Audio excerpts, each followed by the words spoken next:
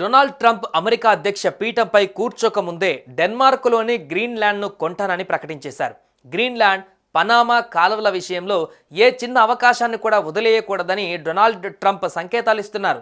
ఇవి రెండు అమెరికా భద్రతకు అత్యంత కీలకమైనవని ఆయన చెబుతున్నారు. అసలు గ్రీన్లాండ్ని ట్రంప్ కొనగలరా?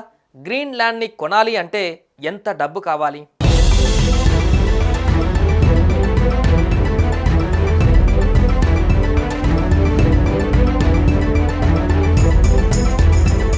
విదేశీ భూభాగాలను కొనుగోలు చేయడం అమెరికాకి కొత్తేమీ కాదు.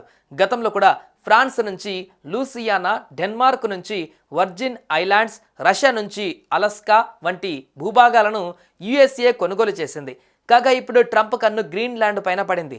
గ్రీన్లాండ్ను కొనుగోలు చేయడానికి ఎంత ఖర్చు అవుతుందనే విషయాన్ని న్యూయార్క్ ఫెడ్లో రియల్ ఎస్టేట్ డెవలపర్, మాజీ ఆర్థికవేత్త డేవిడ్ బార్కర్ ఓ అంచనా వేశారు. ఇప్పటికిప్పుడు గ్రీన్లాండ్ను కొనాలి అంటే $12.5 బిలియన్ నుంచి $77 బిలియన్ వరకు ఖర్చు చేయాల్సి ఉంటుందని బార్కర్ అన్నారు. అంటే ఈ విలువ భారతీయ కరెన్సీ ప్రకారం 1,00,000 కోట్ల నుంచి 6.5 లక్షల కోట్ల వరకు ఉంటుంది. గ్రీన్లాండ్ను కొనుగోలు చేయాలనే ఆసక్తి ట్రంప్కు కొత్తేమీ కాదు. 2016లో అమెరికా అధ్యక్షుడిగా ఉన్నప్పుడే ఈ ప్రతిపాదన వెలుగులోకి వచ్చింది. అంతకు ముందు కూడా 1946లో ప్రెసిడెంట్ హ్యారీ ట్రూమాన్ ఈ భూభాగాన్ని $100 మిలియన్ విలువైన బంగారానికి కొనుగోలు చేయాలని అనుకున్నారు. కానీ దీన్ని డెన్మార్క్ తిరస్కరించింది.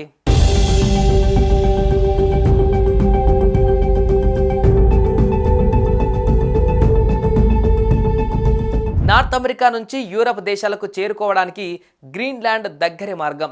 అమెరికా అంతరిక్ష ప్రయోగాలకు ఇది అతిపెద్ద కేంద్రం కూడా. దీంతో పాటు ఇక్కడ బ్యాటరీలు, హైటెక్ వస్తువుల తయారీకి అవసరమైన ఖనిజ వనరులు భారీ స్థాయిలో ఉన్నాయి. ప్రపంచమంతటా తిరుగుతున్న చైనా, రష్యా నౌకల రాకపోకల గురించి తెలుసుకోవడానికి, సైనిక కార్యక్రమాల కోసం ఈ ఐలాండ్ చాలా కీలకమైందని ట్రంప్ చెబుతున్నారు. అధ్యక్ష ఎన్నికలలో విజయం సాధించినప్పటి నుంచి ట్రంప్ అమెరికా విస్తరణ గురించి పదే పదే ప్రస్తావిస్తున్నారు. అయితే ఇక్కడి ఖనిజ సంపద విలువ సుమారు 94 లక్షల కోట్లు ఉంటుందని అంచనా. ఇలాంటి ద్వీపాన్ని అమెరికా సొంతంగా కొనుగోలు చేయడం బహుశా అసాధ్యమే. ఇప్పటికే తమ దేశం అమ్మకానికి లేదని, భవిష్యత్తులో కూడా అమ్మే ప్రసక్తే లేదని ఆ దేశ ప్రధాని మ్యూట్ బౌరాప్ ఎగిడే స్పష్టం చేశారు. దీంతో అంతర్జాతీయ చట్టాల దృష్ట్యా ఒక దేశాన్ని కొనుగోలు చేయడం అంత సులభమేమీ కాదని నిపుణులు అభిప్రాయపడుతున్నారు.